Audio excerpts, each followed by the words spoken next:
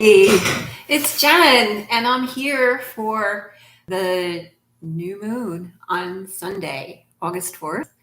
And it's a very special new moon. This is a very special month. Um, I'm understanding that the more I study, the more I listen, that there's a lot of different unrelated sources kind of validating the information. So I just want to put that out there and also take with it what you will, because also none of it really matters.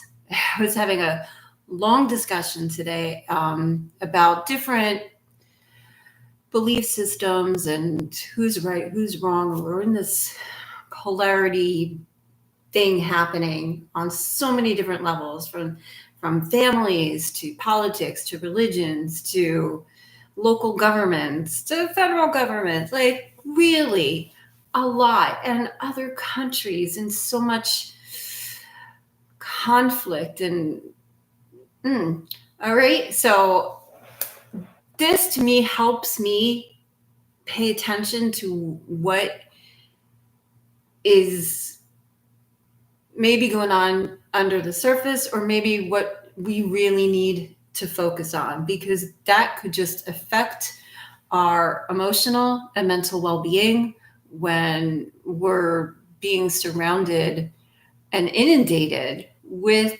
fearful messages, right?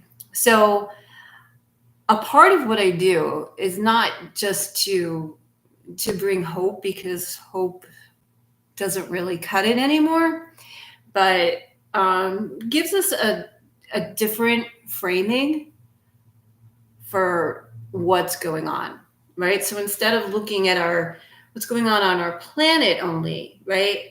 I like to see a little bit beyond our planet and the phases of the moon. That's what I focus on the most. I do study astrology and I teach astrology. The different effects of the different planets, the different signs.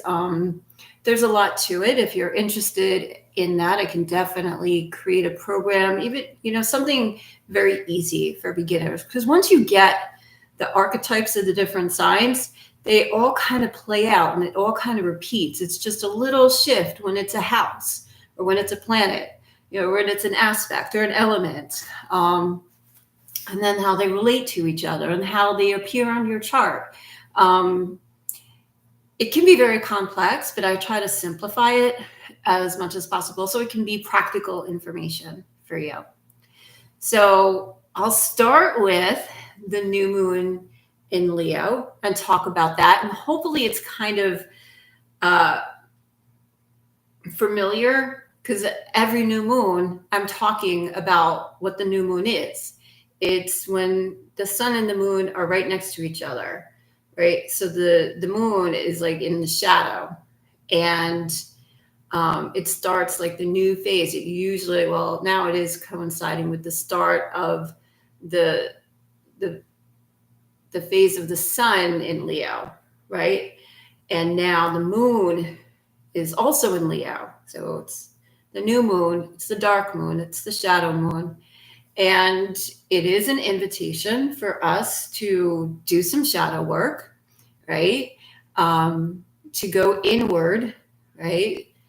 And to plant seeds. This is what our ancestors have done. This is when they literally would plant seeds for vegetation, for agriculture. But we can also plant seeds for what we want to create and manifest. Maybe it's a new business. Maybe you want to expand your family. Maybe you want to go on a trip. What do you want to experience, in your life? And the lessons for the new moon are maybe where we want to kind of move into the archetype of the Leo. So Leo is all about fun and playfulness, right? It rules the fifth house, which is all about childhood, innocence, siblings, right? Being playful, being fun. Leo is very playful. It's also very powerful and very regal, very royal, right? But also the entertainer, the center of attention, the life of the party. Um, I have friends that are just popping in my mind that are very typical Leo that love to be the center of attention. And I have some friends that don't fit that bill at all. And it's just interesting because of the complexity of where the planets relate to each other. You could see things. Maybe another planet is more prominent than your sun planet, or maybe you have a lot of water in your chart that kind of drowns out the fire element, right, of the Leo. So it's not a fast, rigid interpretation. This is this and this is this, but kind of be playful with it. And then where it is, like, what is the relationship um, with the moon, with the sun, right? So Leo was ruled by the sun, so it is very powerful. And um, the moon is more of its opposite, right? Because the the moon is this is really interesting. The moon rules Cancer, right? Which we just got out of it, right? So from Cancer to Leo, and it can almost be like, whoa, like back and forth. Um, Fire is a yang, right? So Cancer moon is very yin, is very feminine. So again, we're kind of playing with duality, but like being playful with it. I'm getting a lot of that playfulness. So just play with it. So planting the seeds. What do you want to plant the seeds with? How you show up? Maybe taking charge, right? Maybe being the king or the queen of your castle, and you have to be like, hey, listen up, I'm in charge here. Or it could be just being more playful. It could be getting more attention, fame and fortune. It's a there's a lot to it. So however you interpret it, what do you want to plant the seeds for? Maybe getting more visible, right? As a business person, I'm always looking for heightening my visibility just so people know who I am. So I'm not just whispering, which is my tendency because I'm not a strong Leo persona at all. It's very challenging for me. But it's still a part of being a person and the one that I choose, to kind of venture into. So challenge myself, very outside my comfort zone, but going into it anyway. So being playful with that. So here's where the conflict may come in. A little dichotomy here. Also on August 4th, the date of the new moon, Mercury, which is in Virgo, an earth sign, a yin sign, is going retrograde, is going backwards. So the new moon wants us to plant seeds to go forward, and Mercury in retrograde wants to go backwards, review, reorganize, remodel, like all of those things, going back a little bit, which I'm doing. And that it's in Virgo is so in alignment with me, how I am going backwards. I'm going backwards. I'm cleaning up my digital files. I'm cleaning up and reorganizing. And that's a very Virgo thing to do. Virgos love details. My moon is in Virgo. So I can kind of geek out with it, like kind of organizing and putting things away and throwing things out that I'm like, why did I keep this? So I'm playing with it.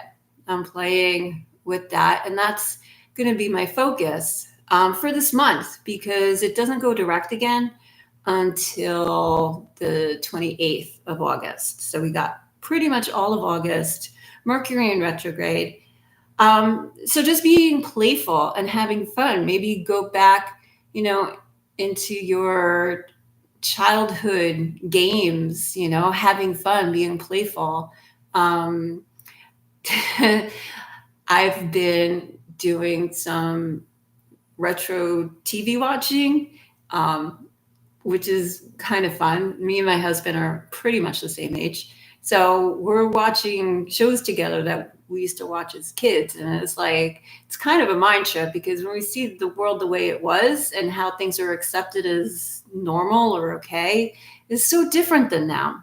So it's like, wow, we're seeing things through a different lens. So it's an interesting game that we're playing. So yeah, they're working together. We're planting our seeds, but we also want to do it slowly. Like there's no rush. You don't have to do anything right away or now. Like do it in a relaxed, playful rather than a agitated, I got to get this done now. Because I would say, being playful with yourself. Do some meditation, relax, do some reading, do some writing. I'm doing all of those things. That's pretty much what my everyday is like. And bonus, we have, in just 4 days after the new moon on Sunday, we have the Lion's Gate portal. So it's the apex of the portal. The portal pretty much is open from the end of July, pretty much since the full moon at the end of July into the middle of August. And if you want me to do a separate video, just let me know and I will. But this is something new. The Lionsgate portal, it's 8-8. So numerology, that's a very powerful combination. When I think of eights, I think of the infinity sign. So that we have double eights. It's pretty powerful. It gets your attention like, ooh, what's going on here, right? So it's a very powerful combination. So what is Lionsgate?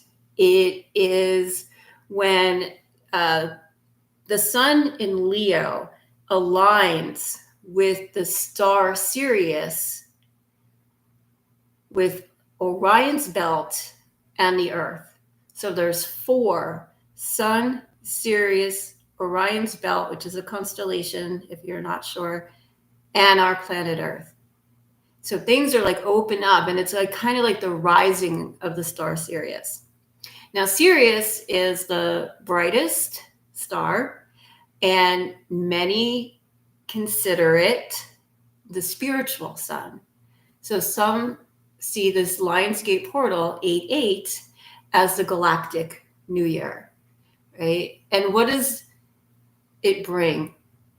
So in ancient Egypt, it was pretty much the coming of the River Nile's annual flooding, right? Which would bring harvest and fertility to the land. So in astrology, kind of following the same vein, because astrology, mythology, there's a lot of overlaps. So again, it doesn't matter, right? But it's fun. It's fun to play with these things. And astrology sees Sirius as bringing wealth, abundance, fortune, and fame, right? So there's the Leo again. Look at me, and being like celebrated for it. Like think of celebrities, and money is just like being thrown at them. Although we're kind of understanding now it's not exactly how we thought it was, but we see these, $1 million paychecks for doing movies, or how many millions, and are you the star, the co-star, the gaff, like what's going on there, right? So anyway, there's a lot for us to kind of move through. And this is a very, very big week. This is a very, very big month, right? So today it is August 1st when I'm recording it. So I'm kind of really excited to see how all of this unfolds. Set your intentions. Think about what you want to do, how you want to honor yourself, how you want to navigate through this month, right? What seeds do you want to plant? How do you want to be more visible maybe, or be more playful, or be more of a powerful leader? And what do you need to review or reorganize or or reevaluate maybe, and looking at the details, going nice and slow, and just kind of examining everything with that. Typically, they say don't do like sign contracts when Mercury's in retrograde, but you have to live your life. I would just say read it over very, very carefully, and we still need to live. So there we go. It's a lot of information. I think I talked a little bit faster than I normally do, but if you have any questions or ideas, or you want to learn more about your own natal chart and how all this kind of plays into your story, then you can book a call with me. I'll put it in the description, and I will be talking to you again soon. Thank you. Thank you.